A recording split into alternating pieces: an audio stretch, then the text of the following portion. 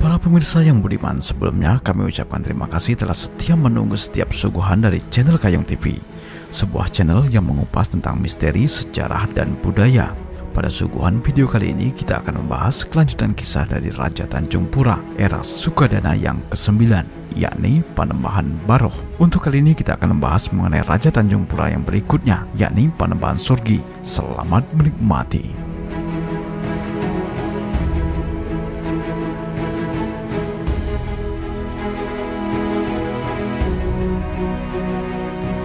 Panembahan Giri Kesuma menjadi raja ditabahkan oleh Sunan Prapen dari Kedatuan Giri sebagai penerus dari dinasti Sunan Giri. Panembahan Giri Kesuma ditabahkan dengan gelar Sultan Muhammad Tajuddin. Ia adalah Raja Tanjung Pura era Sukadana yang terakhir yang dilantik oleh Giri Kedaton. Sebab pada masa itu posisi Giri Kedaton atau Kedatuan Giri sudah agak melemah dikarenakan kerajaan Demak Bintoro telah runtuh akibat konflik perebutan kekuasaan. Maka selanjutnya Raja Tanjung Pura berikutnya tidak lagi berhubungan dengan Kedatuan Giri, namun kepada kerajaan Mataram Islam di era Sultan Agung.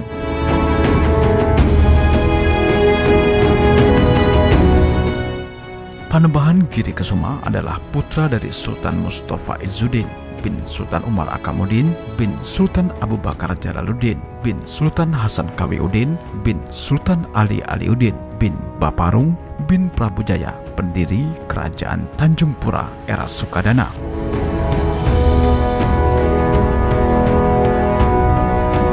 Setelah meninggalnya Panembahan Baroh, diangkatlah Giri Kesuma dengan gelar Sultan Muhammad Tajuddin. Karena bekal ilmu agama Islamnya yang pernah ia peroleh dari pesantren Giri Kedaton atau Kedatuan yang didirikan oleh Sunan Giri, maka Panembahan Giri Kesuma sangat rajin dan bersemangat menyebarkan agama Islam ke berbagai penjuru negeri wilayah Tanjung Pura di masa itu.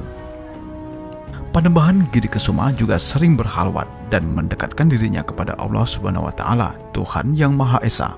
Tempat khalwatnya dibuat sedemikian rupa di atas bukit, maka hal tersebut ia diberi gelar Panembahan Sorgi. Sorgi berasal dari kata swargi atau swarga yang berarti surga. Nama Giri dalam bahasa Sanskerta juga berarti gunung, yang pada masa itu juga terpengaruh oleh nama Giri Kedaton yang didirikan oleh Sunan Giri.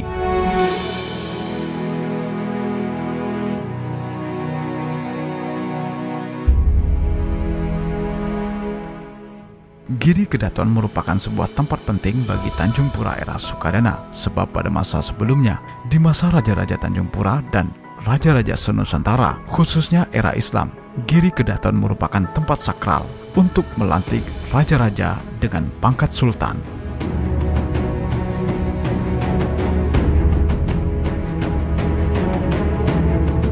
Disebut dalam catatan Muller 1822 Masehi bahwa Panembahan Sorgi menjadi penguasa atas 3 negeri, yakni Sungai Kayong, Sungai Matan, dan Sukadana. Di masa pemerintahannya, pedagang dari Eropa semakin ramai berdagang di Bandar Sukadana untuk membeli intan yang dimulai pada tahun 1604 Masehi. Panembahan Sorgi menikah dengan Putri Mas Jaintan, yakni anak dari Pangeran Purbajaya Kesuma dari Kerajaan Landak.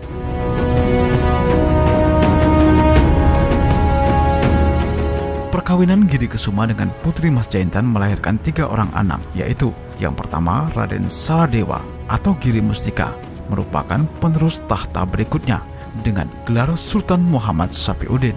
Yang kedua, Ratu Surya Kesuma menikah dengan Raja Tengah dari Brunei, berputrakan Raden Sulaiman, dan mendirikan Kesultanan Sambas pertama bercorak Islam dengan mengambil berkah gelar dari pamannya, yakni Sultan Muhammad Safiuddin atau Giri Mustika. Yang ketiga adalah Gusti Lekar, kemudian menikah dengan Utin Priok, kemudian menjadi pendiri kerajaan Meliau serta Tayan, yang kemudian juga berhubungan dengan kerajaan-kerajaan lain di Sungai Kapuas.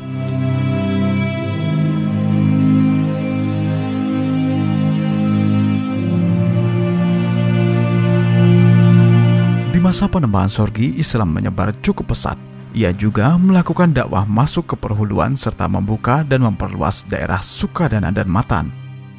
Mengingat pesatnya perkembangan Islam di masanya, Panembahan Sorgi tampaknya juga mendirikan madrasah atau pesantren, seperti tempat ia pertama kali menimba ilmu di Giri Kedaton atau Kedatuan yang didirikan oleh Sunan Giri.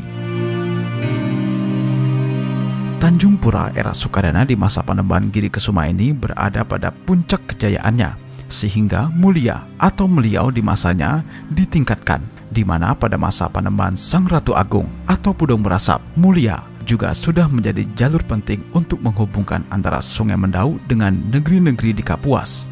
Mulia pada masa itu ada di pesisir dan terbentang dari mulai Pelintuan hingga muara Sungai Simpang dan Sungai Mulia kuno, yang saat ini disebut sebagai Sungai Ranto Panjang. Di bekas areal ini terdapat banyak temuan berupa fragmen keramik dan makam-makam tua, sebagian besar sudah rusak.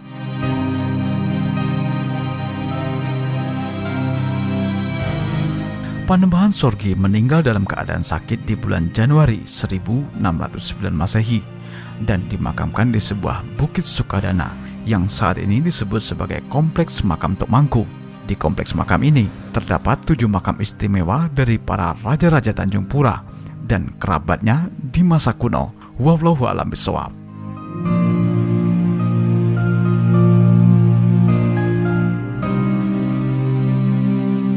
Demikianlah kisah sejarah kerajaan Tanjung Pura di masa Panembahan Sorgi di masa Raja Tanjung Pura yang ke-10. Untuk kisah raja yang ke-11, Anda dapat menikmatinya di channel Kayung TV. Semoga selalu dilimpahi keberkahan rezeki serta kesehatan bagi para penggemar semua. Sampai jumpa dan salam budaya.